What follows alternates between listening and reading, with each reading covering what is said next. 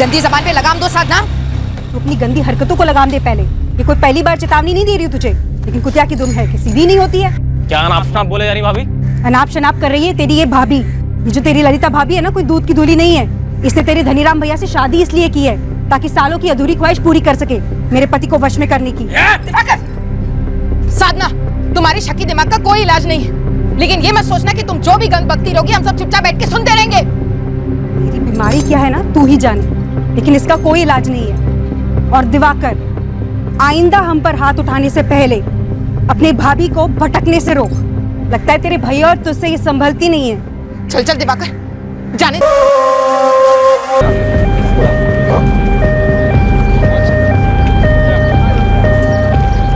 रामानुज का किराने का दुकान था साहब। हर रोज दुकान खोलने से पहले हमारे यहाँ आता था और अम्मा से मिलकर जाता था। आज जब मिलने नहीं आया तो हमने देखने के लिए योगेश को भेजा था साहब।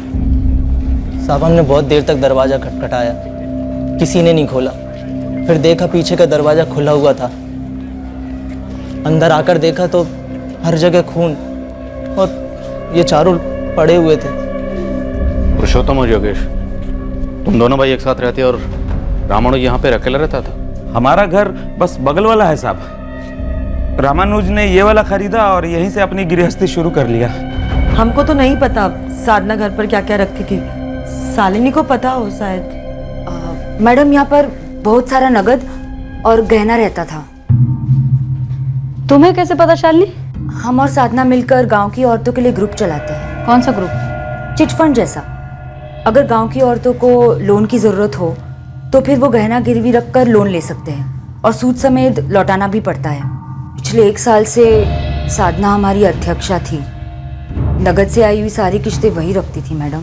ये नगद और गहने मिलाकर कितना हुआ होगा? गहना का तो 2 लाख होगा मैडम। साधना के बदन पर हमेशा बहुत गहने होते थे, लेकिन अब कुछ नहीं है। मंगलसूत्र, कंगन, झुमके सब गायब है। शालिनी, ये नगद कितना होगा? हमारा ग्रुप का तो कुछ मिलाकर 3 लाख होगा। सर, ये इनका घर है। क्या काम चल रहा है घर में? बढ़ई का काम चल रहा है। कुछ कुर्सियां हैं, मेज है और एक अलमीरा। ये हथौड़ा और ये कटर आपके मिस्त्री का है? पता नहीं साहब, उसी से पूछना पड़ेगा।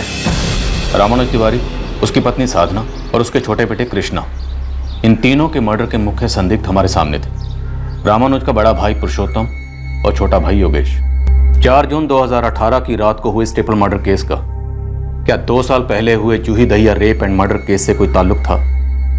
यह हमें उस वक्त तो नहीं पता था, पर ताल्लुक था जरूर, और वो भी काफी गहरा। तुम्हारे फिंगरप्रिंट चाहिए कुंदन। हम नहीं देंगे। हम कोई चॉइस नहीं दे रहे तुम्हें, कोर्ट के ऑर्डर्स हैं। आप लोग हमारे फिंगरप्रिंट्स लेके जूही के सारे घर में छाप देंगे और हमारे खिलाफ झूठे सबूत इकट्ठा करेंगे। तुम्हें प्रिंट तो देने ही होंगे कुंदन, और अगर नहीं दिए तो हम उंगलियां तोड़ कर भी प्रिंट। हो सकता है कि रेप के वक्त ये होश में नहीं हो। दर्पण का मामा जगदीश आया हुआ है, वो दर्पण के साथी। जी हाँ, वो पुरुषोत्तम भाई के घर पे काम चल रहा है ना, तो काम करने के बाद औजार वहीं पर छोड़ देते हैं। तेरे इन औजारों में से इस हथौड़े से 3 कत्ल हुए हैं और एक बाल बचा है। हमने सुना, पुरुषोत्तम भाई ने बताया।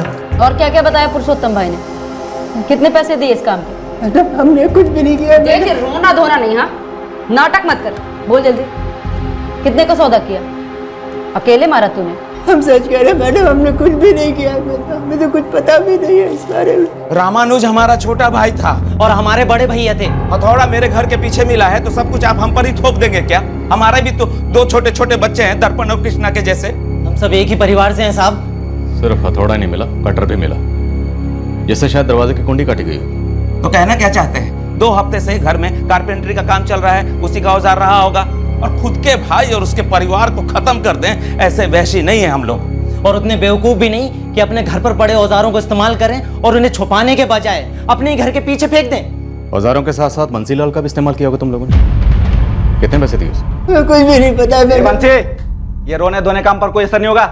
जल्दी बोल सब कुछ। हम सच कह रहे, हमें कुछ भी नहीं पता है मैडम। तू रात भर कहाँ था दिवाकर? सच सच बता, कहाँ था? प्रशांत के घर थे भैया, पी रहे थे हम। तू पूरा रात वहां था? सच बोल रहा है? झूठ क्यों बोलेंगे भैया, वहीं सो गए थे। जब सुबह वापस आए तो पता चला इस कांड का।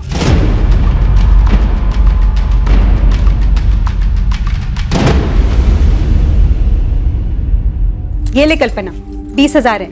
6 महीने बाद तू 25 लौटाई और यहाँ दस्तखत कर। पर साधना दीदी, पिंकी से तो आपने 4,000 रुपए सूद लिया था, तो फिर हमसे 5 क्यों?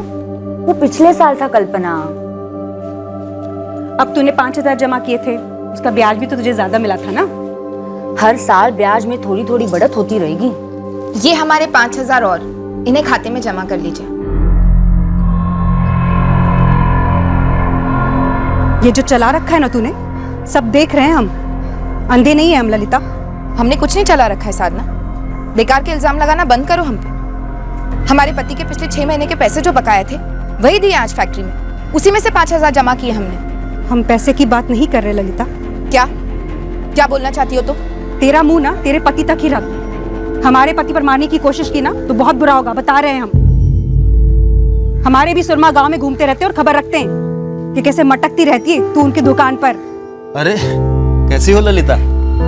महीने में कई बार राशन भरी जा रही है तेरे घर में, ऐसी भी भूख किसे लगती है तेरे घर पे? जगदीश, अगर बच्चे को गलत पट्टी पढ़ाने की कोशिश भी की है ना तो हमसे बुरा कोई नहीं होगा। इतना डर काहे रहे हो भाई? काहे इतना डर रहे हो? इसका मतलब तुम लोगों के दिल में खोट है। जिया जी के सर पर कितना नाचे हो ना तुम लोग, हमको सब मालूम है। और ये मत समझना कि दुनिया अंधी, बहरी, गूंगी और बेवकूफ है। और हमको ये भी मालूम है कि इस कांड के पीछे कौन है और काहे के लिए है। वो तो तकदीर ने दर्पण को बचा लिया है। मालूम है काहे को? काहे कि सच्चाई सबके सामने आएगी। बुझे आप लोग? हमारे तीनों बेटों में जमीन को लेके अनबन थी साहेब, लेकिन खून तो एक ही था ना। आप लोग कोई ढंग का छानबीन नहीं कर रहे, बस यही ढूंढ रहे। हत्या में इस्तेमाल किया गया हथौड़ा आपके घर के पीछे से ही बरामद हुआ है मालती जी। और अब तो सारे गांव वाले भी बातें कर रहे हैं जमीन के मसले के बारे में। तो गांव वालों ने आपको ये नहीं बताया कि रामानुज भैया जब सुबह अम्मा को मिलने आते थे सबसे पहले हमारे हाथ की चाय पीते थे। हमारे बच्चे बबलू, सोनी, उनके बच्चे कृष्णा दर्पण के साथ सुबह शाम साथ खेलते थे, एक साथ सब स्कूल जाते थे। ये नहीं बताया आपको गाँव वालों ने? सब बताया। हमें यह भी बताया कि रामानुज यहाँ सिर्फ और सिर्फ अपनी माँ से मिलने आता था। हमें यह भी बताया कि गांव के लेडीज ग्रुप में आपके ना शामिल होने की वजह सिर्फ और सिर्फ आपकी देवरानी साधना थी। हमें यह भी बताया कि जब आपके ससुर जी का देहांत हुआ, खेतों का बंटवारा हुआ 6 साल पहले, तब से आपके पति पुरुषोत्तम और देवर योगेश, आपके मझले देवर रामानुज से बात तक नहीं करते थे। देखिए, अनबन अपनी जगह है और खून का रिश्ता अपनी जगह। अब कैसे सोच सकते हैं कि इस वजह से हम लोगों ने उन तीनों को मारा होगा? चारों को। प्लान तो पूरे परिवार का सफाई करने का था, लेकिन दर्पण बच गया। और इस बात की पूरी संभावना है कि दर्पण ने कातिल का चेहरा देखा। बंसीलाल, पानी पी ले, पी ले। अगर सच बोल के सजा काटेगा ना तो सजा सुकून से कटेगी, और हो सकता है अदालत तुम्हारी सजा कुछ कम भी कर दे। साहब, हमने ऐसा कुछ भी। चुप चुप, फिर रोए ना, इस बार सच में रुला देंगे डंडे से। बलवंत, 4 तारीख की शाम अपना दिन भर का काम करने के बाद अपना सामान इकट्ठा किए और पुरुषोत्तम भाई के घर पर रख दिए।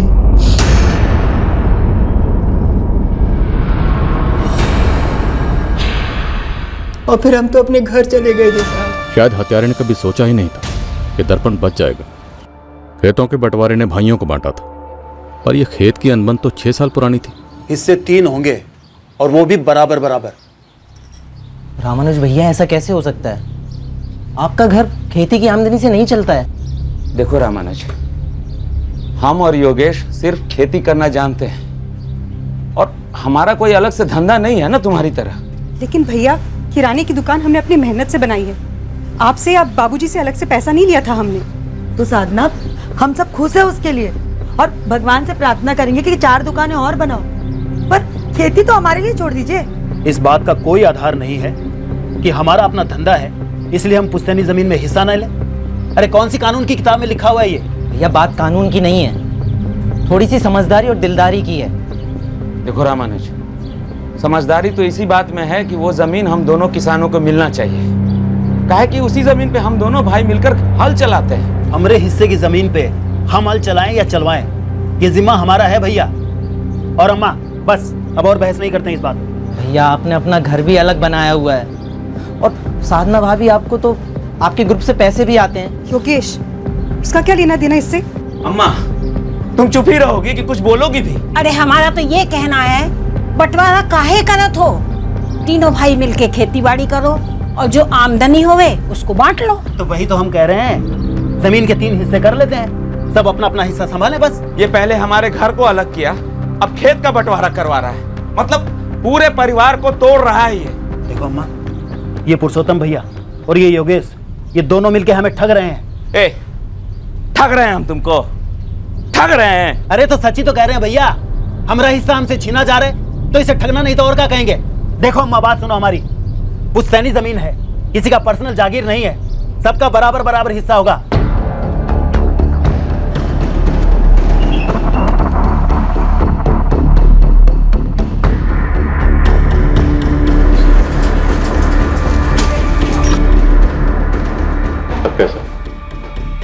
साहब बंद कर दें।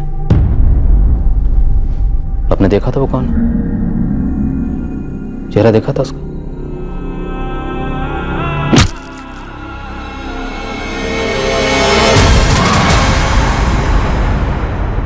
आपने देखा था वो कौन था? कौन था? कौन? बड़े पापा। आपके पुरुषोत्तम ताऊ जी? नीरज, इस पुरुषोत्तम को उठाओ, डंडा करते हैं, उठाओ इस।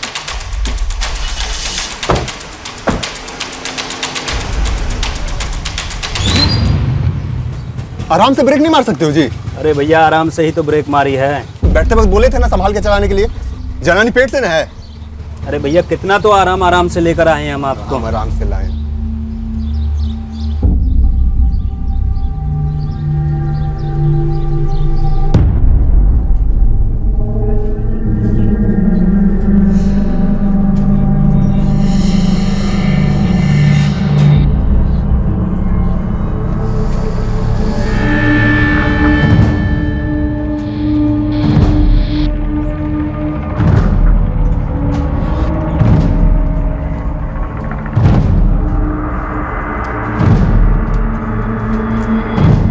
अब एक बार हमारी बात सुन लीजिए साहब, ये दोनों मामा मामी मिलकर बच्चे का कान भर दिए हैं साहब, और दर्पण जमीन के मसले से पहले से वाकिफ था साहब। ये तो इन लोगों ने भड़काया है, आग लगाया है साहब, और बच्चे का जो हालत है आप देख रहे हैं। दर्पण ने मैं साफ साफ बताया है कि उसने तुम्हारे हाथ में हथौड़ा देखा उसे मारने से पहले। हम कह रहे हैं पट्टी पढ़ाया गया है साहब, हम अपने भाई को, खुद के भाई को मारेंगे और उसके बीवी बच्चे को भी मारेंगे।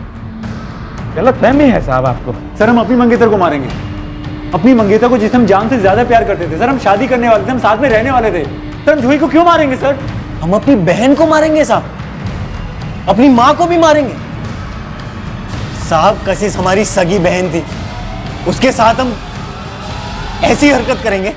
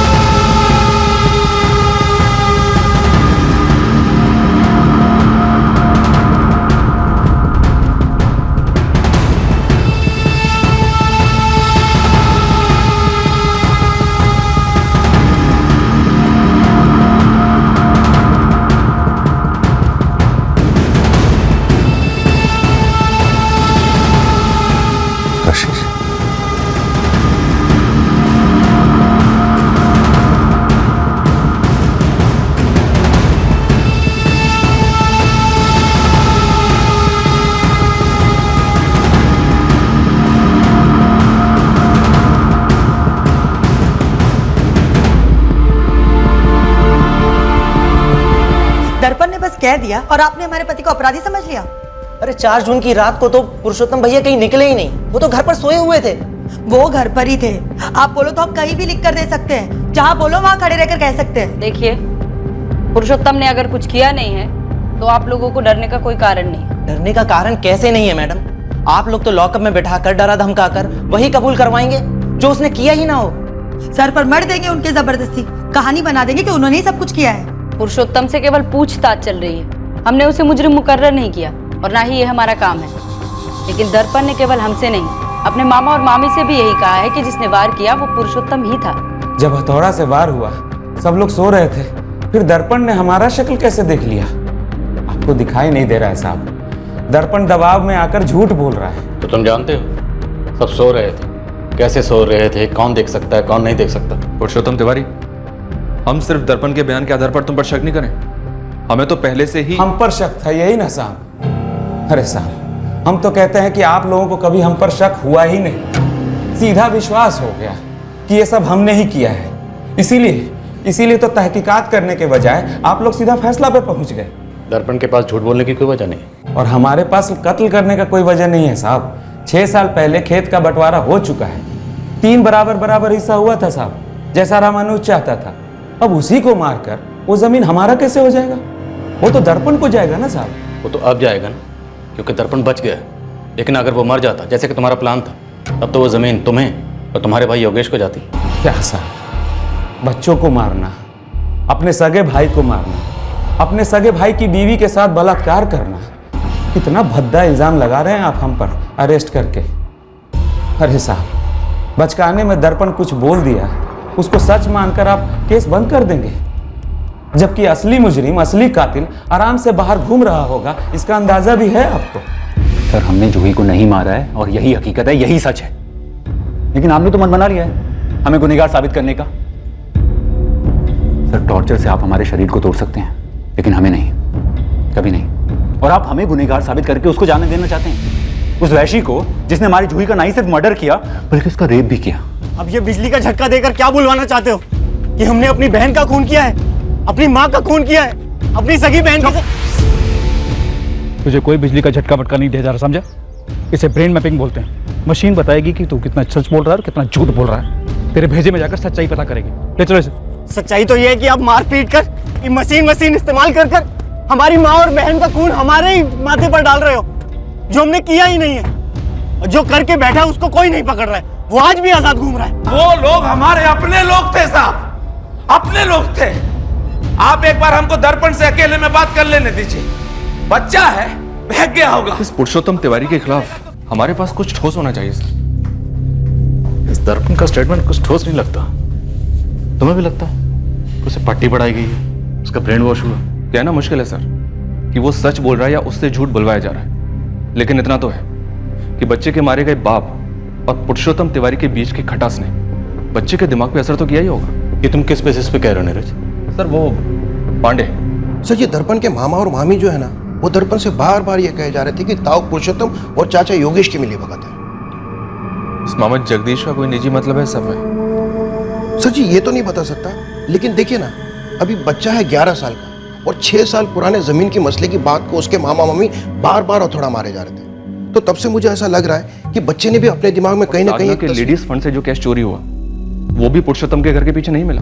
तो तुम्हें लगता है कि उस एक हथौड़े को आधार बनाकर हमने अपनी सुई पुरुषोत्तम पर अटका रखी, जो वारदात में इस्तेमाल हुआ और घर के पीछे से मिला? पक्का तो नहीं कह सकते सर, और शायद हाँ, लेकिन इतना तो पक्का है कि सिर्फ दर्पण के स्टेटमेंट के आधार पर हमारी चार्जशीट मजबूत नहीं बनेगी। दर्पण की दिमागी हालत इस वक्त नाजुक है सर, कह सकते हैं धुंधली है।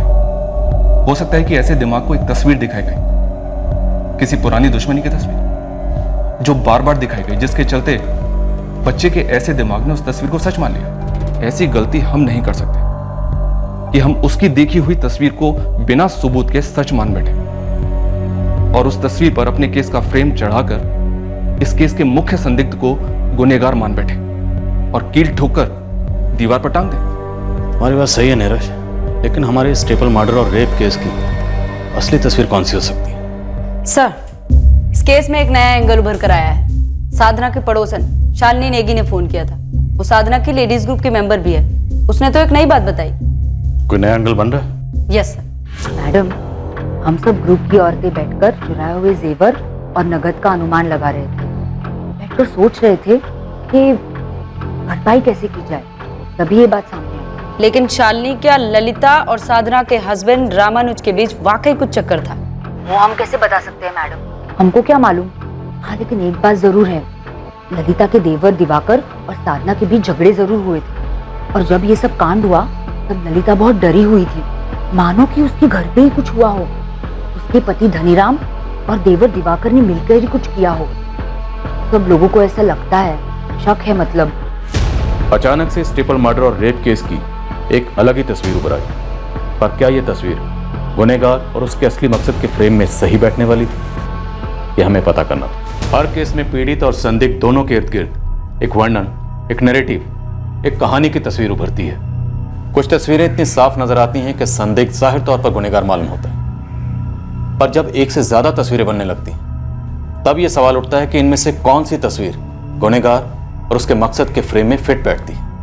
हम भी मानते हैं कि हमारी पत्नी ललिता और रामानुज के बीच करीब का रिश्ता था, और इसी को लेकर ललिता और साधना के बीच अनबन थी।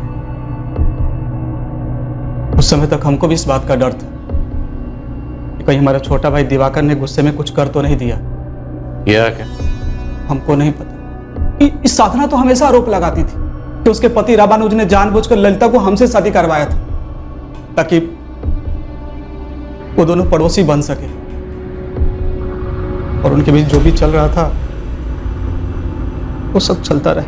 धनीराम, मैं तुमसे सीधा सवाल पूछता हूं, क्या ये हत्याएं और बलात्कार तुम्हारे भाई दिवाकर ने की? तू अपने दोस्त प्रशांत के साथ पीने बैठा था? जी सर।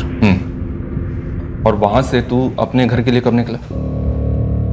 रात 1 बजे तक पी रहे थे सर, फिर सो गए और सुबह उठकर दिवाकर अपने घर चला गया कुछ 7:30 बजे के आसपास।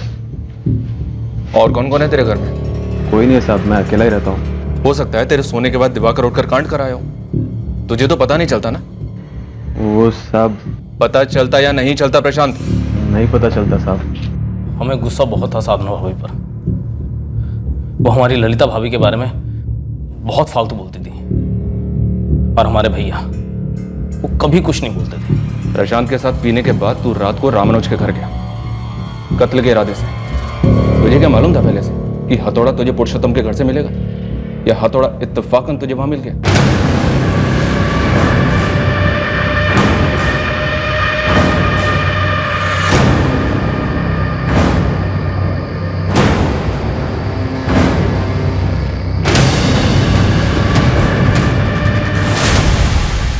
सर, जब हमने साधना भाभी की लाश को देखा हम हिल गए थे।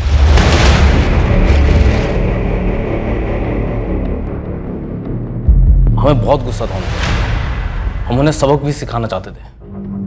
बहुत भयंकर ख्याल आते थे मन में कि कुछ करें, लेकिन सर जब उन्हें इस हालत में देखा और जब मालूम चला कि उनके साथ क्या हुआ था,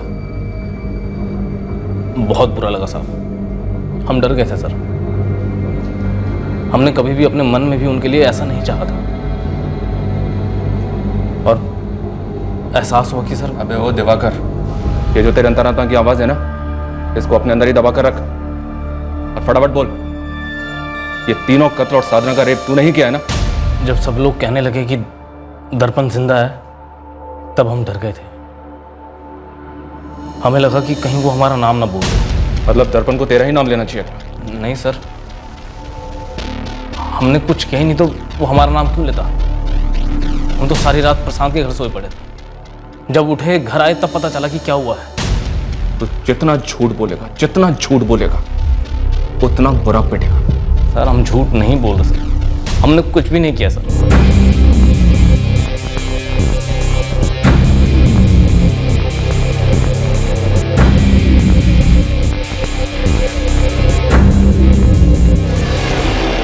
कैश और जेवर कहाँ रखे हैं? जेवर तो बेच दिए होंगे अब तक। पहले तो सिर्फ हमारे लेडीज ग्रुप में ही अफवाह थी कि हम ही ने सब करवाया है, अब आप भी अफवाहों को सच मानने लग गए। बात को घुमा मत।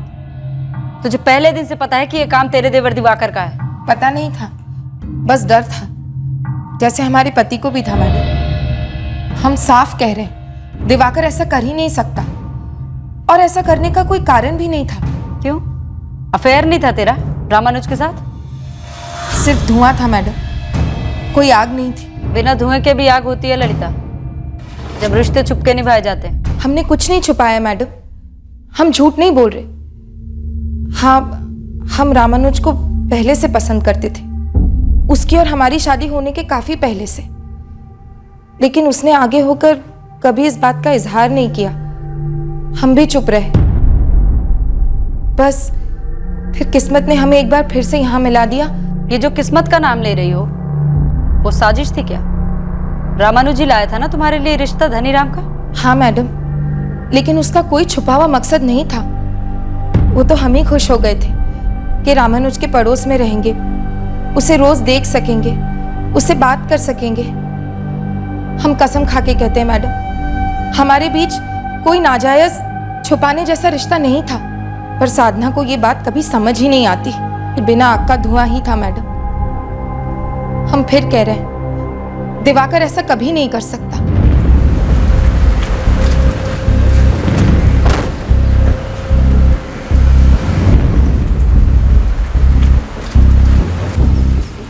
इस केस की हकीकत यहीं कहीं छुपी हुई थी, शालिनी नेगी के घर के आसपास। और इस हकीकत तक पहुंचने में अभी देर थी। दिवाकर के खिलाफ हमें ऐसा कुछ भी नहीं मिला जो उस एंगल को आगे बढ़ाता। ठीक उसी तरह पुरुषोत्तम के खिलाफ भी हमारे हाथ कुछ नहीं आए। इस केस की तहकीकात के दौरान हमारा ध्यान हमारे ही जिले धनबाद के कोशी गांव में हुए एक केस पर लाया गया। इस केस की डिटेल्स हमें हमारे डिविजनल हेडक्वार्टर्स ने दी।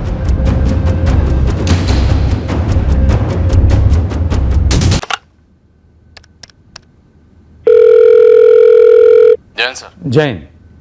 अरविंद, तुम्हारे कैरीगंज केस का क्या स्टेटस है? सर, ट्रिपल मर्डर और रेप केस। हाँ, वही तिवारी फैमिली। सर, 2 संदिग्ध हैं। पहला है विक्टिम रामानुज का बड़ा भाई पुरुषोत्तम और दूसरा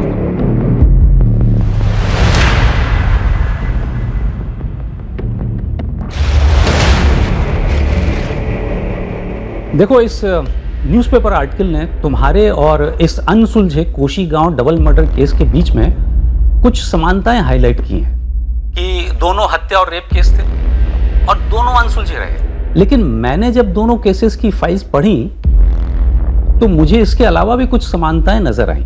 जैसे कि सर? निर्मला और कशिश दोनों फावड़े से मारे गए और ये फावड़ा उनके घर के अंदर ही था।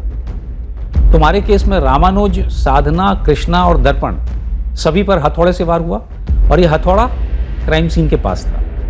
यानी दोनों केसेस में हत्यारा अपने साथ कोई हथियार नहीं लाया था। और इधर कशिश का रेप हुआ और उधर तुम्हारे केस में साधना का।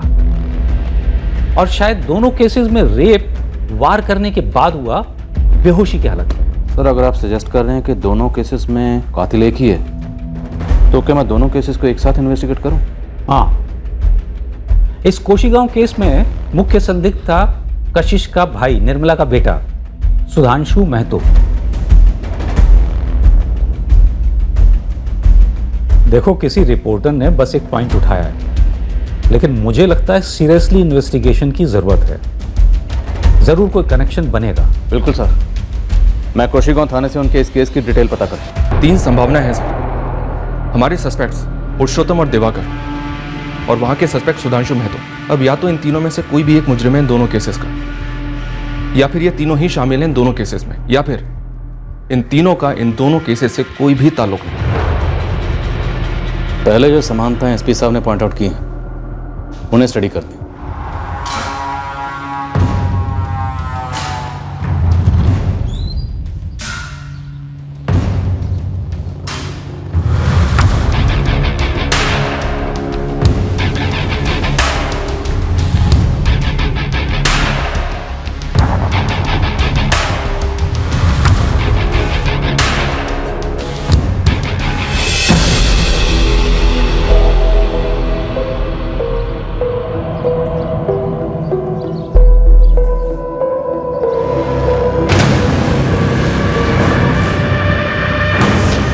हर क्राइम सीन से कुछ चीज़ें जाहिर तौर पर उभरती हैं। पीड़ित के इर्द गिर्द की हकीकत से एक तस्वीर बनती है, जिससे जुर्म के मकसद का अंदाज़ा लगाया जाता है। फिर संदिग्धों की एक लिस्ट तैयार की जाती है। इस लिस्ट में उस संदिग्ध का नाम सबसे ऊपर रखा जाता है जिसके खिलाफ ठोस सबूत मिलते हैं। पर कभी कभी क्राइम सीन से बनने वाली महज एक तस्वीर ठोस सबूतों पर हावी हो जाती। फिर मीडिया, समाज और दूसरे कई कोनों से कई आवाज़ें गूंजने लगती। जो उस एक तस्वीर को, उस एक संभावना को हकीकत का रंग देने में जुट जाती हैं। इन मल्टीपल मर्डर केसेस की श्रृंखला में हम पूरी तरह चौंक गए जब यह पता चला कि इन केसेस में कातिल कौन है और उसका मकसद क्या था। हम उस कातिल तक कैसे पहुंचे, ये हम कल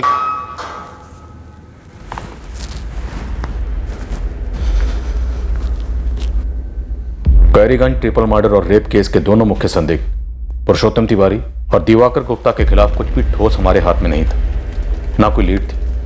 हमने उन्हें हिरासत से रिहा तो कर दिया था पर उन्हें क्लीन चिट नहीं दी थी। अब हम 2017 के कोशी गांव डबल मर्डर केस को स्टडी करने जा रहे थे, हमारे केस के साथ जुड़ने वाली कड़ी ढूंढने के लिए।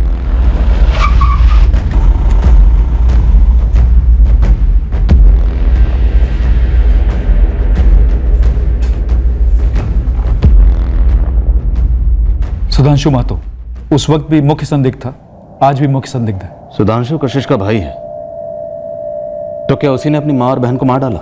उसका बयान बड़ा ही अजीब था, शक करने की काफी गुंजाइश थी।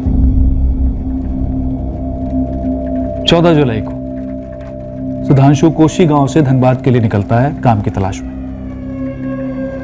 और 15 को ही दोपहर में कोशी गांव लौटता है। कत्ल 14 जुलाई की रात को होते हैं, जिस रात सुधांशु के हिसाब से वो धनबाद में था। हमें झूठ की बू आने लगती है और फिर जब घर के दरवाजे पर दिए गए दस्तक का कोई जवाब नहीं आता है, उसे कोई फर्क नहीं पड़ता, कोई चिंता नहीं। वो बड़े आराम से अपने दोस्त पप्पू परदेसी के घर जाता है, चाय पीता है, गप्पे लड़ाता है। और सुधांशु का बाप लाल बहादुर महतो वो भी उसी शाम को वापस लौटता है पास के गांव से, जहां वो मजदूरी करता है। और मामला तब और अजीब हो जाता है जब सुधांशु अपनी बहन कशिश के मोबाइल नंबर को ट्राई करता है, फोन नहीं लगता। वो आराम से बैठ जाता है, ये नहीं कि जाकर देखे जहां कशिश काम करती है कि आखिर माजरा है क्या। और वो एक बार भी ये नहीं सोचता है कि घर के बाहर ताला तो है नहीं, तो कहां गए मां और बहन, जबकि वो जानता था कि बाप तो घर पे है नहीं। साहब हमें ऐसा लगा ही नहीं कि अम्मा और कशिश के साथ कुछ गलत हुआ होगा। चलो ठीक, कोई ऐसा नहीं सोचता, लेकिन जब घर पे ताला नहीं लगा था, तूने खटखटाया, कोई जवाब नहीं आया, तो तू पीछे से क्यों नहीं गया देखने? तू सिर्फ तब गया जब तेरा बाप आया। साहब हम कह तो रहे हैं, हमें लगा ही नहीं कि कुछ गलत हुआ होगा। शाम को भी सब कुछ वैसा ही था, तब बापू के साथ पीछे से जाकर देखा हमने। कातिल घर में पीछे के दरवाजे से घुसा था, कुंडी तोड़कर? हाँ, सुधांशु और लाल बहादुर के स्टेटमेंट के हिसाब से उन्होंने ये सब शाम को पाया। सुधांशु दोपहर में जब घर आया था तो घर के पीछे की तरफ नहीं गया था। अम्मा! कशिश! अम्मा! बापू कुछ गड़बड़ लगती है।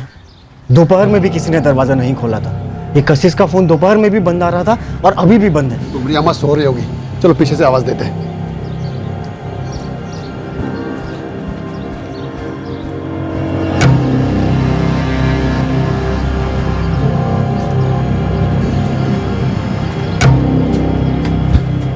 निर्मला! ए कशिश!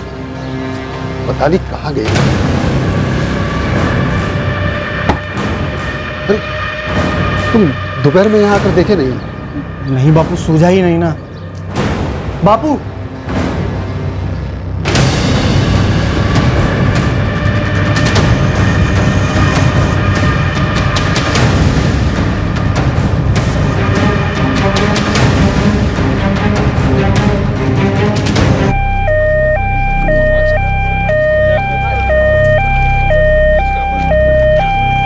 हम कल धनबाद गए थे साहब, आज दोपहर ही लौटे हैं। और लाल बहादुर तुम भी यहाँ नहीं थे?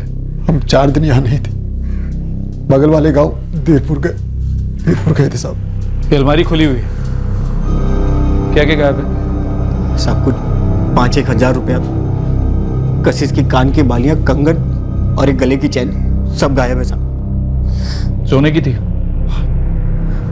कशिश को खूब शौक था साहब, उसने अपनी मेहनत की कमाई से बनवाई थी। कुल मिलाकर ये लूट कितने की होगी? कैश और गहने मिलाकर लगभग 30-40 हजार की।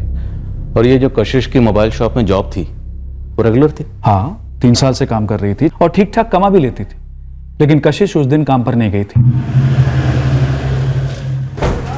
सर वैसे बिना बताए तो कभी छुट्टी नहीं लेती थी कशिश। कल जब नहीं आई तो हमने फोन लगाया तो फोन बंद आ रहा था। दिन में भी 2 बार ट्राई किया, फिर बंद। फिर हमने छोड़ दिया कि कहीं घूमने घामने गई होगी। कशिश अकेले तो नहीं घूमने गई होगी ना राजीव? वो उसका निजी मामला है, हम क्या बताएं कि किसके साथ घूमने गई होगी। 3 साल से तुम्हारे यहाँ काम करती, कुछ तो पता होगा ना कि कौन उससे मिलने आता है, वो किसके साथ जाती थी। सर हम तो यही कह पाएंगे कि कशिश अपने काम में बहुत अच्छी थी, सब कस्टमरों के साथ बहुत अच्छे से पेश आती थी। हम तो समझ नहीं पा रहे हैं कि बेचारी कशिश और उसकी माँ को ऐसे क्यों और किसने मारा। सिर्फ मारा ही नहीं है, कशिश के साथ रेप भी हुआ। मौत की टाइमिंग आप परसों रात को पकड़ लो, 14 की रात को। हाँ, 2 मजबूत वार हुए हैं, शायद फावड़े के कुंद के हिस्से से। कशिश का सलवार निकाला गया था, लाश के पास में ही पड़ा था। सेक्सुअल असॉल्ट के निशान जरूर मिले हैं, पर किसी भी प्रकार के झड़प के निशान नहीं है। तो ये एक पॉसिबिलिटी है कि पहले ही वार में ये बेहोश थी, फिर हत्यारे ने इसका रेप किया और दोबारा इस पे वार करके इसे मार डाला। हमारा मुख्य संदिग्ध इसका भाई है, सगा भाई। सगा भाई रेप करेगा? होने को तो हो सकता है, बट ये भी तो हो सकता है कि इस काम के लिए किसी और को भेजा हो और उसने अपनी हवस पूरी कर ली हो। प्रधान, हमारे ट्रिपल मर्डर केस और तुम्हारे डबल मर्डर केस में बड़ी विचित्र सी समानता है। कशिश के रेप में किसी झड़प के निशान नहीं मिले और हमारे केस में भी विक्टिम साधना की तरफ से कोई विरोध नहीं दिखता है। हाँ, रेप के निशान जरूर हैं। डॉक्टर, जिस हालत में औरत हमें मिली, यू आर करेक्ट, रेप हुआ है। इसके हाथों पर, खासकर इसके नाखूनों में झड़प की कोई निशानी नहीं मिली। हो सकता है कि रेप के वक्त ये होश में नहीं हो। दोनों ही केसेस में घर के पीछे के दरवाजे से एंट्री होती है, कुंडी तोड़कर। हमारे केस में विक्टिम साधना तिवारी एक महिला ग्रुप की अध्यक्षा थी। उसके पास काफी जेवर और कैश था जो चुराया गया। और आपके केस में भी कशिश की गोल्ड ज्वेलरी और कैश चुराया गया। प्रधान, हमारे केस में विक्टिम रामानुज का अपने बड़े भाई पुरुषोत्तम के साथ प्रॉपर्टी को लेकर लंबे अरसे से डिस्प्यूट चला था। तुम्हारे केस में तुम्हें सुधांशु के खिलाफ कोई और ठोस सबूत मिला, सिवाय उसके उस दिन के अजीब बर्ताव के, जिस दिन वो डेड बॉडीज मिली? अरविंद, दरअसल हमें कशिश के बारे में कुछ पता चला कि वो जो महंगे जेवर बनवाकर पहनती थी वो उसकी आमदनी से परे थे। मतलब कोई बॉयफ्रेंड गिफ्ट कर रहा था? बॉयफ्रेंड्स एक नहीं, बहुत से।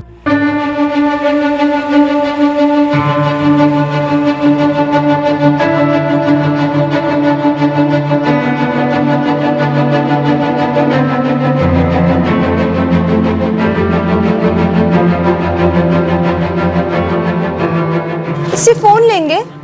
ऐसे कैसे? एक कवर भी लीजिए। कशिश के कॉल रिकॉर्ड से हमें 124 अलग अलग नंबर्स मिले। हमने सभी से पूछताछ की और सब के सब उसके बॉयफ्रेंड्स थे।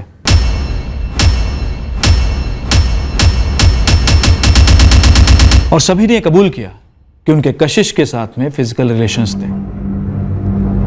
तो मतलब सुधांशु ने जो मर्डर किया उसके पीछे उसका मकसद था उसकी बहन के ये फिजिकल रिलेशंस। उसने गुस्से या शर्म इतना बड़ा कांड किया? कशिश का बाप तो लगातार ना बोलता रहा, लेकिन सुधांशु के धनबाद से लौटने के बाद से उसके अजीब से बर्ताव को देखकर हमने उस पर शक किया। हमें तो ये सब पता नहीं था ना साहब, हम तो बस सुधांशु के साथ बातें करने बैठे थे और चाय पे चाय चल रही थी बस। पप्पू परदेसी, ऐसी कौन सी दिलचस्प बातें हो रही थी चाय पर? यही कि कैसे तूने माँ बेटी को मार डाला? नहीं सर, बिल्कुल नहीं, हमने ऐसा कुछ भी नहीं किया। हमारे पास सबूत है साले कि सुधांशु के कहने पर तूने उसकी माँ और बहन को मार डाला, घर से पैसे चुराए, कशिश के बदन से जेवर उतारे और फिर कशिश का सलवार भी। नहीं साहब, आप हमें इस केस में ना फंसाइए। और सुधांशु ने हमें नहीं भेजा था वहां पर। किसे भेजा था उसने? साहब हम नहीं जानते, कसम से नहीं जानते हम। कशिश के अफेयर्स के बारे में नहीं पता था तुझे? कोई अफेयर नहीं था हमारी बहन का साहब, ये सब झूठ बकवास बोल रहे हैं लोग। हमारी कशिश एक सीधी मेहनती लड़की थी। बिना आग के कभी धुआं नहीं उठता है, और हम सबूत की बिना पर बात कर रहे हैं। तेरी बहन के अफेयर्स थे और उसका कत्ल हुआ है, और तेरी माँ शायद इसलिए मारी गई क्योंकि वो मौके पर मौजूद थी, और जिसने भी कशिश का कत्ल किया है उसने कशिश का रेप भी किया। अब तू बता, किसे भेजा था तूने? हमने किसी को नहीं भेजा सर। हमारा शक सिर्फ सुधांशु पर ही था, और वो था कि बार बार मना करे जा रहा था। हमने कोर्ट से सुधांशु के ब्रेन मैपिंग की परमिशन हासिल की। हम पक्का थे कि इससे पता चल जाएगा कि ये आदमी कितना झूठ बोल रहा है। तो क्या सुधांशु झूठ बोल रहा था? सुधांशु महतो, बैठो बैठो बैठो। रिलैक्स सुधांशु, डरने की कोई जरूरत नहीं। एज पर प्रोसीजर हमने फॉरेंसिक साइकोलॉजिस्ट नवीन को हमारा वर्जन बता दिया था। हम 14 जुलाई को धनबाद गए थे काम से। उसके बाद नवीन ने सुधांशु से उसका स्टेटमेंट लिया था। ठीक है सुधांशु, अब तुम्हें दूसरे कमरे में ले जाया जाएगा। वहां आराम से बैठना, कुछ रिकॉर्डिंग सुनाई जाएगी, उसे आंखें बंद करके शांति से सुनना।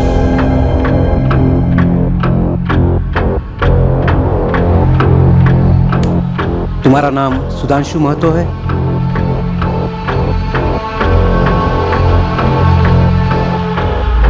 सुधांशु, 15 जुलाई को जब तुम अपने घर गए थे, तुमने अपने मन में सोच लिया था कि तुम अपनी बहन कशिश को मार डालोगे। सुधांशु के स्टेटमेंट के अनुसार नवीन ने उसे कुछ बातें रिकॉर्डिंग करके सुनाई। उसमें सुधांशु पर आरोप लगाए गए और उसे निर्दोष भी बताया गया।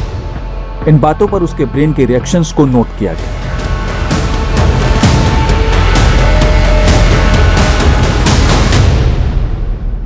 ब्रेन मैपिंग टेस्ट का रिजल्ट क्या है? उसमें से तो ये बच निकला, क्लीन रिपोर्ट थी। आपके इस डबल मर्डर केस में सुधांशु का कत्ल करने का मकसद कशिश के अफेयर्स होंगे, ऐसा आपने कंक्लूड किया था। क्या सुधांशु की उसकी माँ और बाप से कोई अनबन थी? माँ और बाप की आपस में कोई अनबन, या बाप और कशिश की? नहीं, गरीब लोग हैं, उनकी आपस में कोई अनबन है ऐसा कुछ सामने नहीं आया। हमारे इस ट्रिपल मर्डर और रेप केस में बेसिकली दो मकसद सामने आए थे। पहला ये कि भाइयों की खेत को लेकर आपस में कोई रंजिश थी, और दूसरा ये साधना को शक था कि उसके पति रामानुज का ललिता के साथ कोई अफेयर चल रहा। सर, अगर इन दोनों केसेस के मकसदों को जोड़ें तो कहीं से भी कोई भी तालमेल बैठता ही नहीं। लेकिन दोनों क्राइम सीन्स मानो एक तरीके से एक जैसे हैं। पीछे के दरवाजे से एंट्री, किसी औजार से वार करने के बाद बलात्कार, उसके बाद हत्या, फिर पैसों और गहनों की लूट, और फिर मर्डर वेपन को वहीं क्राइम सीन के आसपास या क्राइम सीन पर छोड़ जाना। सर, दोनों ही जगहों पर, वहाँ कोशी गांव में सुधांशु महतो और यहाँ कैरीगंज में पुरुषोत्तम तिवारी और दिवाकर गुप्ता, इन सारे ही सस्पेक्ट्स के पास कुछ ना कुछ मोटिव्स हैं जो अलग अलग हैं। लेकिन हमारे पास इनमें से किसी भी सस्पेक्ट के खिलाफ कुछ भी कॉन्क्रीट नहीं है। मुझे लगता है कि एक तरह से ये भी दोनों ही केसेस में समानता है। हो सकता है दोनों ही केसेस में जो मेन सस्पेक्ट समझे जा रहे हैं, इनमें से कोई भी असली मुजरिम ना हो। बिल्कुल हो सकता है, क्योंकि दोनों केसेस में मोडस ऑपरेंडी लगभग सेम है और जुर्म भी लगभग सेम। कहीं कुछ तो कनेक्शन होना चाहिए दोनों केसेस में, अगर हत्यारा सेम है तो। मुजरिम का दोनों पीड़ित परिवारों से कुछ ना कुछ कनेक्शन होना चाहिए। शायद डायरेक्ट पर्सनल लेवल पर ना हो तो किसी काम से, किसी भी तरह से वहां कशिश से जुड़ा होना चाहिए, और यह साधना या रामानुज से। पॉइंट। अगर हमें इन दोनों केसेस में कोई भी एक इंसान कॉमन मिलता है तब शायद इस केस का तोड़ हमारे हाथ में होगा। हमें उन सभी लोगों के नाम दीजिए जिनका रामानुज से पैसों का लेन देन रहा। अब हम उन सारे लोगों का पता करने में लग गए जिनके रामानुज से व्यावसायिक और निजी रिश्ते थे। किराने की दुकान से लेकर खेतों के काम तक जो उसने दूसरे किसानों को लीज पर दे रखे थे। शालिनी से भी कहा गया कि उन सारे लोगों के नाम सामने लाए जिनका साधना से काम के सिलसिले में मिलना होता था। कोशी गांव में इंस्पेक्टर प्रधान ने सुधांशु महतो से उसकी बहन कशिश के रोजमर्रा की जिंदगी के रिश्तों के बारे में पता लगाया, और साथ ही मोबाइल शॉप के मालिक राजीव जोशी से भी उन सभी क्लाइंट्स के बारे में पता लगाया गया जिनसे कशिश के बतौर सेल्स गर्ल व्यावसायिक रिश्ते थे। साथ ही हमने उन सारे 124 लोगों को खंगाला जिन्हें कशिश के बॉयफ्रेंड्स माना जा रहा था। ये सारी कोशिशें उस एक संदिग्ध को खोज निकालने के लिए की जा रही थी जो इन दोनों केसेस को जोड़ने वाला।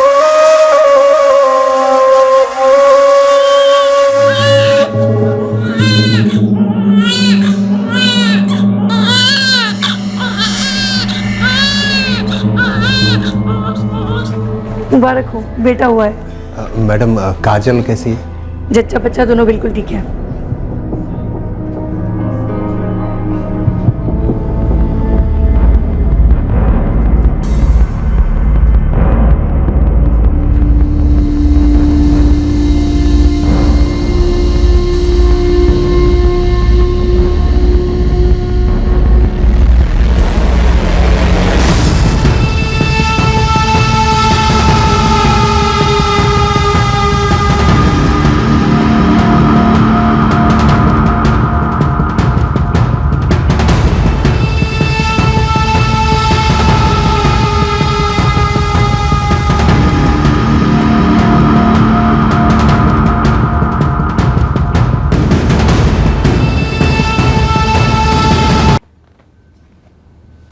केसेस में एक भी आदमी कॉमन नहीं मिला? जी नहीं, जितने भी नाम सभी ने लिख कर दिए हैं, एक एक से कई बार इंक्वायरी की, लेकिन एक भी ऐसा शख्स नहीं है जो वहाँ कशिश या उसकी माँ निर्मला महतो की जिंदगी से और यहाँ साधना या उसके हस्बैंड रामानुज की जिंदगी दोनों से ताल्लुक रखता हो।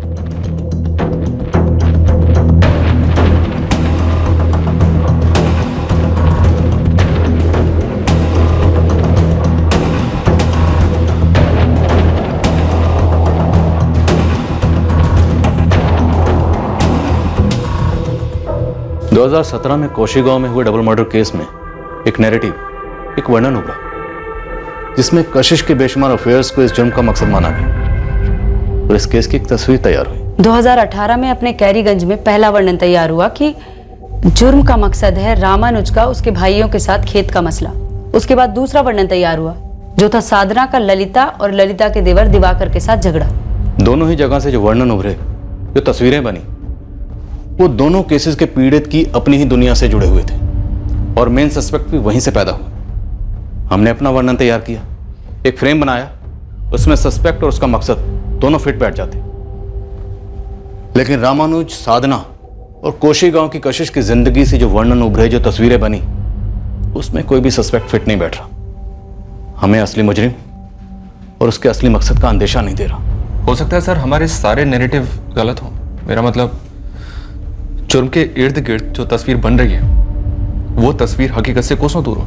फिर तो यही निष्कर्ष निकलता है कि कातिल कोई रैंडम अज्ञात आदमी है जिसका इन दोनों केसेस में किसी भी पीड़ित से कोई डायरेक्ट ताल्लुक नहीं था। सर रैंडम है, अज्ञात, फिर तो कोशीगांव या कैरीगंज में से कोई भी हो सकता है।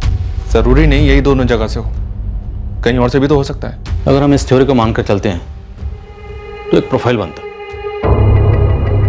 वो रेपिस्ट है, लूटता है, कत्ल करता है, लेकिन कत्ल करने के लिए वेपन अपने साथ नहीं लाता, बल्कि क्राइम सीन से किसी चीज को उठाकर उसे मर्डर वेपन बनाता और कत्ल करने के बाद मर्डर वेपन वहीं छोड़ देता। सर इसके जुर्म करने का अपना एक पैटर्न है। एक ही जिले के 2 गांव में स्ट्राइक किया इसने, 2 अलग अलग सालों में। शायद पहले भी किया हो सकता है, सालों से करता है लेकिन कभी पकड़ा नहीं गया। एक काम करते हैं, हमारे धनबाद जिले में जितने भी हिस्ट्री शूटर्स हैं जिन्होंने इस तरह के क्राइम किए, सबकी एक लिस्ट बनाते हैं। लेकिन क्या ये इतना चालाक है कि अपने पास फोन नहीं रखता? आज तक पकड़ा नहीं गया तो शायद हाँ चालाक है, या शायद लकी जो पकड़ा नहीं गया तो शायद अपने साथ सेलफोन भी रखता होगा। पकड़ा नहीं गया इसलिए मानकर चलते हैं कि लकी है, और ये भी मानकर चलते हैं कि अपने पास सेलफोन रखता है। तो अब हमारे पास पूरा खुला मैदान है। कोशीगांव 14 जुलाई 2017 और कैरीगंज 4 जून 2018। इन दोनों लोकेशंस पर उस रात जितने भी सेलफोन एक्टिव थे सबकी लिस्ट मंगवाते हैं और पता करते हैं कि वो कौन सा कॉमन नंबर है जो इन दोनों क्राइम सीन्स पर उस रात एक्टिव था। 1 साल का गैप है तो शायद नंबर चेंज कर लिया हो। थोड़ा लक हम भी आजमाते हैं, शायद नंबर चेंज ना किया, और अगर दूसरा सिम लिया भी है तो शायद अपने नाम पर लिया। बार कही थी इंस्पेक्टर अजीत भास्कर से कि वे लोग ऐसे आदमी का हत्यारा होने की संभावना को टटोलें, पर नहीं, मेरी दलील सुनी ही नहीं। सर कोई राह चलता रैंडम अज्ञात क्रिमिनल हो, चोरी करने आया हो और मर्डर और रेप करके चला गया हो, जिसका हमसे या फिर जूही से कोई वास्ता ना हो, ये एंगल आप कंसिडर ही नहीं कर रहे हैं। क्यों? मर्डर, रेप और लूट की साफ सुथरी तस्वीरें मेरे साथ, और तू क्या बोल रहा है? उससे आंखें हटाकर मैं किसी घास के बोरे में सुई ढूंढना शुरू कर दूं? सर अगर वो कातिल है तो क्यों नहीं? क्योंकि कातिल तुम हो कुंदन। क्राइम सीन पे मिले सबूत और लोगों की बयान चीख चीख कर एक ही नाम ले रहे, कुंदन यादव। क्रिस्टल क्लियर तस्वीरें मेरे सामने, कहीं और देखने का सवाल ही नहीं उठता। 14 जुलाई 2017 की रात कोशीगांव में और 4 जून 2018 की रात को कैरीगंज में जितने भी एक्टिव नंबर्स थे सभी की स्कैनिंग पूरे जोरों से शुरू हो गई। दूसरी ओर हिस्ट्री शीटर्स की लिस्ट बनी और एक एक की बारीकी से पूछताछ हुई, जिसके रिकॉर्ड्स में अज्ञात खूनी के मोडस ऑपरेंडी की झलक भी दिखी, जैसे कि दरवाजा तोड़कर क्राइम सीन पर जाना, तो उसे अलग कर दिया गया और उससे कड़ी पूछताछ हुई। इन 2 जुर्मों की डिटेल्स में हम सर तक डूबे हुए थे और उस वक्त हमें भनक तक नहीं थी 2016 के केस जो था Juhi Dahiya rape and murder case.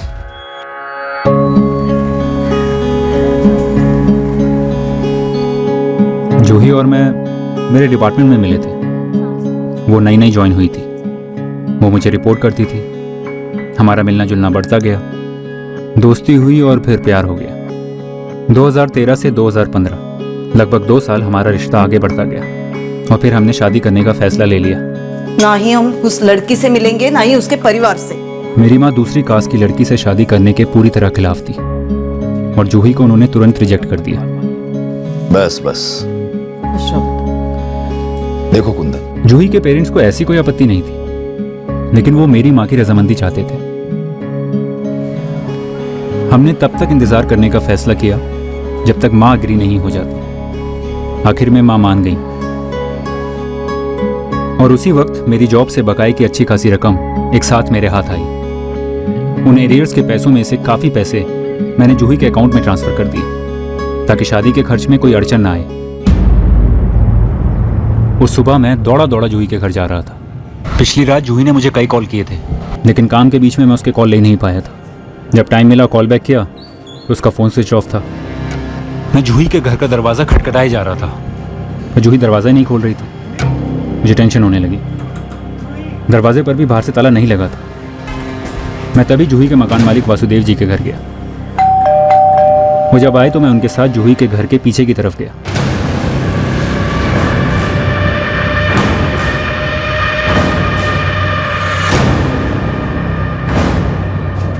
जूही,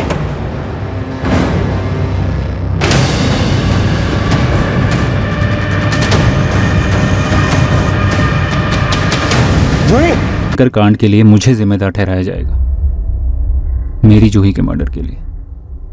मैंने कभी सपने में भी नहीं सोचा था कि मेरे और जूही के बीच 6 महीने से जो कपल्स वाली टेंशन चल रही थी वो इतनी बुरी तरह मेरे खिलाफ जाएगी। जूही के मर्डर के 3 दिन बाद मुझे जेल में डाला गया और फिर मैं जेल में ही रहा।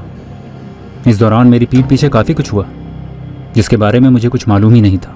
तेरी जमानत की अर्जी फिर खारिज कर दी कोर्ट ने। माँ, आप तो हम पे शक नहीं करती ना? ये भी कोई सवाल है बेटा?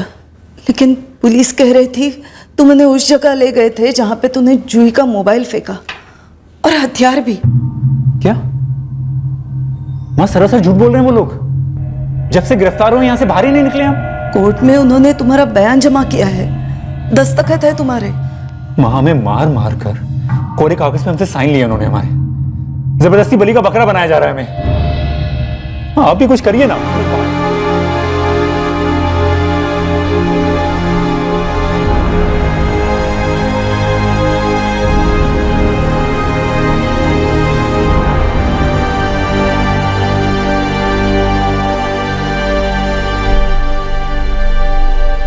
कैरीगंज के रामानुज तिवारी, साधना और कृष्णा तिवारी के ट्रिपल मर्डर केस के तकरीबन 2 हफ्ते पहले कुंदन यादव को जमानत मिली।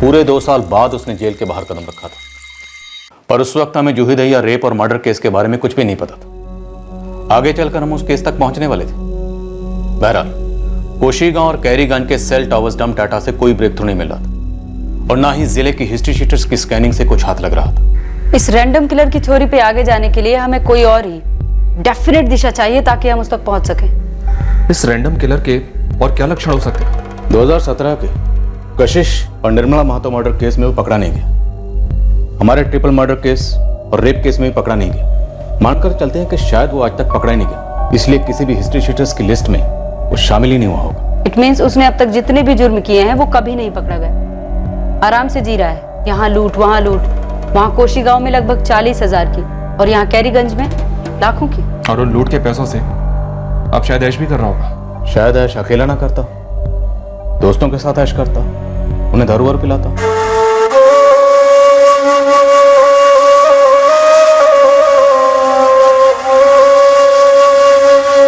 तो हो सकता है सर उसने नशे में अपने किसी न किसी दोस्त को कुछ ना कुछ बताया हो इस मर्डर के बारे में।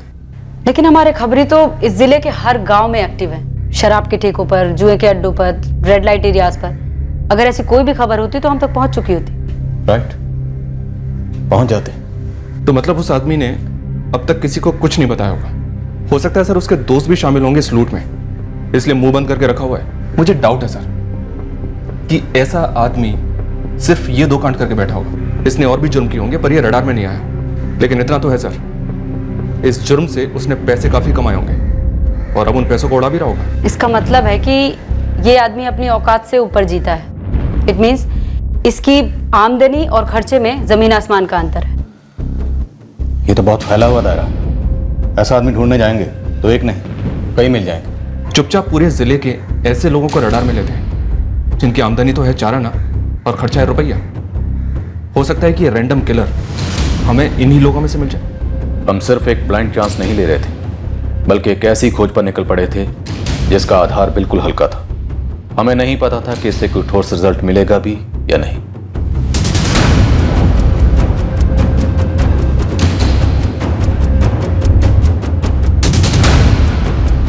आमदनी के परे खर्च करने वालों की खोज, या उस एक आदमी की खोज जो लूटे गए कैश और गहनों से ऐश कर रहा था। उसके लिए हमें जिले के हर एक आदमी की निजी जिंदगी में झांकना था, उनमें से हमारे टारगेट को ढूंढ निकालना था। इस खोज में ऐसा भी हो सकता था कि हमारे खबरी खुद मुजरिम से ही बात कर रहे हैं और उनको पता ही ना।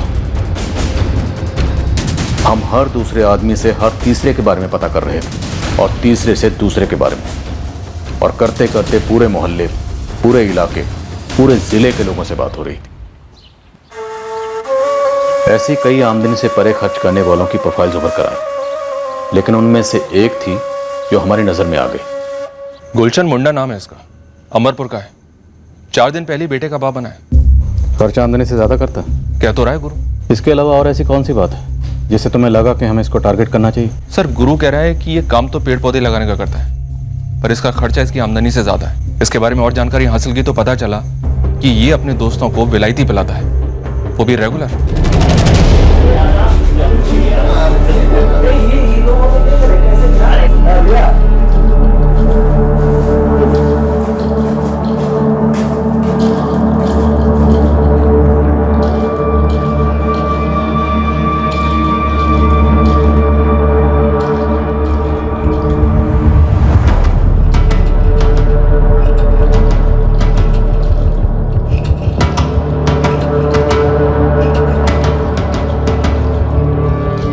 सर, पेड़ पौधे लगाने वाला दिन में मुश्किल से 250-300 कमाता है, और ये बंदा 100 रुपए की तो टिप ही दे देता है। अंबरपुर में अपना एक आदमी लगाओ, 24 घंटे इस पर नजर रखने के लिए कहो। पता करो कि कैरीगंज और कोशी गांव से इसका क्या कनेक्शन निकलता।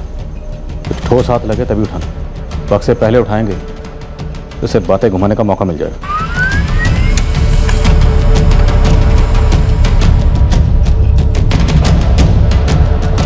रांची से गुलशन मुंडा की हिस्ट्री मिली है सर। ये ओरिजिनली वहीं से बिलोंग करता है और 6 साल पहले 2 रॉबरी केसेस में अंदर भी हुआ था।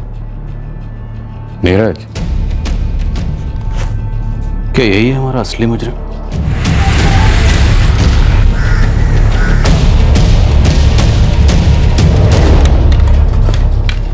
सर, ये गुलशन मुंडा शालिनी का किराएदार था। पिछले साल था सर। वो और उसकी बीवी काजल दोनों हमारे दूसरे घर पर किराए पर रहते थे। तो फिर ये रामानुज और साधना को भी जानता होगा? जानता होगा सर। जब भी हमारी लेडीज ग्रुप की मीटिंग होती थी तब उसकी साधना से बातचीत भी होती थी। और हाँ, साधना उसकी बीवी काजल को भी जानती थी।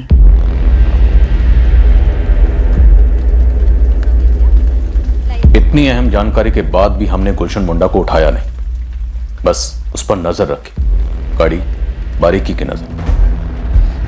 सब बताओ तो, कहाँ ले जा रहे हैं, क्यों ले जा रहे हैं? हमने चुपचाप गुलशन के सबसे करीबी दोस्त राजू निषाद को उठा लिया। हमें गुलशन के खिलाफ जितने हो सके उतने ठोस सबूत चाहिए थे। साहब, हम चोरी नहीं किए हैं साहब, और ना ही हम चोरी का कमाई का पीते हैं। ये क्या बोल रहे हो साहब? साहब, हम अंबरपुर फर्नीचर फैक्ट्री के ना छोटे से कारीगर हैं। तो नहीं, तेरा दोस्त गुलशन मुंडा, जो तुझे और प्रशांत को लगभग रोज पिलाता, वो भी विलायती। इतने पैसे कहां से आते हैं उसके पास? तू फोकट की पीता है ठीक है, लेकिन अगर मुंह नहीं खोलेगा ना तो फोकट की सजा भी काटेगा, समझा? पता नहीं कैसे, लेकिन साहब गुलशन के पास बहुत सारे पैसे आते हैं। पेड़ पौधे का काम करता है ना वो, तो पैसे उगाता है या पैसों के पेड़ लगाता है? देख राजू, सीधी तरह से बता दे उसके पास इतने पैसे कहां से आते हैं। बोल। साहब, हम कह रहे हैं ना, हमको नहीं पता है। ये ऐसे नहीं मानेगा। एक काम करते हैं, इसके अच्छी तरह से हाथ पैर तोड़ते हैं, उसके बाद ही बोलेगा। शुरू करो। हवलदार साहब, साहब, साहब बताते हैं साहब। हम माई कसम खा के कहते हैं साहब कि हमको बिल्कुल नहीं पता है कि वो पैसा कहाँ से लेके आता है, लेकिन साहब उसके पास बहुत सारे गहने भी हैं। तूने देखा? साहब, हमने बेचा भी है। कैसे? सब वो कहा है कि उसका बीबी अस्पताल में था, उसको लड़का हुआ था, तो उसने हमको 2 सोने का कंगन दिया था और 1 मंगलसूत्र भी दिया था। बोला इसे रांची में बेच दे। रांची में कहाँ?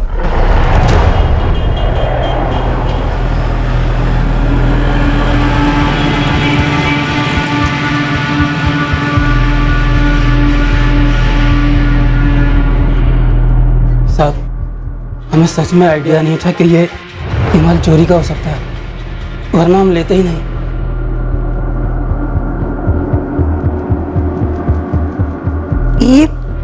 ये तो साधना के है।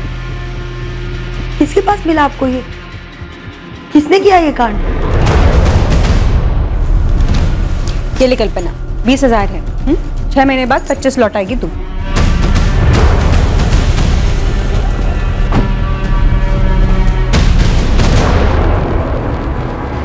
गुलशन मुंडा, चल।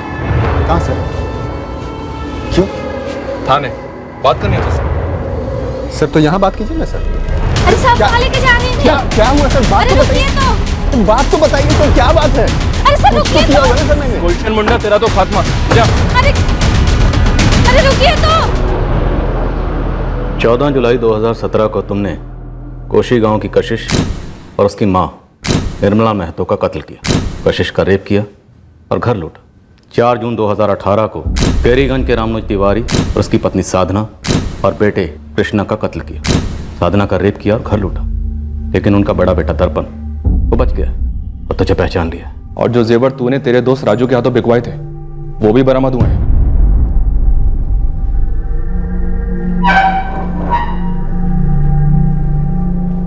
थोड़ी सी पिटाई से ही काम चल गया। पहले पूरी तरह मना करने वाले गुलशन ने दोनों केसेस में अपना जुर्म कबूल कर लिया। हम वहाँ अलग अलग होटलों में उनके गार्डन संभालते थे और ये कशिश जो थी अलग अलग लौंडों के साथ आती थी, हर बार अलग। सर वो मेरे दिमाग में ऐसे बैठ गई थी, मतलब बैठ गई थी। और ये साधना जो थी उसको भी हम कई बार देखे थे। हमारी मकान मालकिन जो शालिनी जी थी उनके घर पे देखे थे, वो भी ऐसे दिमाग में बैठ गई थी सर।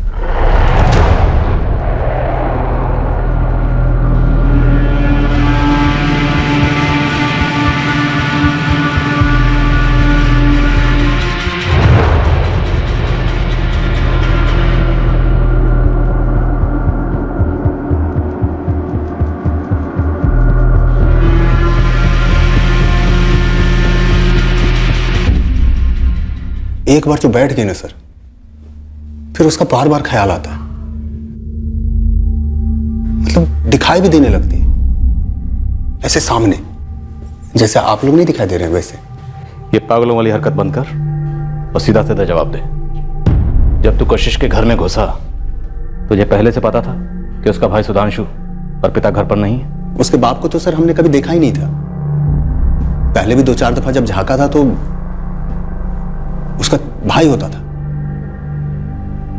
उस रात जब झांका तो कोई नहीं था, वो थी और बुढ़िया थी।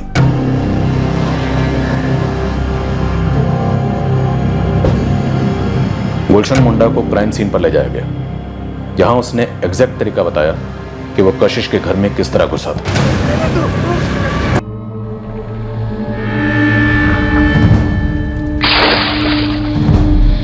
हम गुलशन को कायरीगंज ले गए रामानुज तिवारी के घर और उससे पूरे जुर्म की रिक्रिएशन करवाई।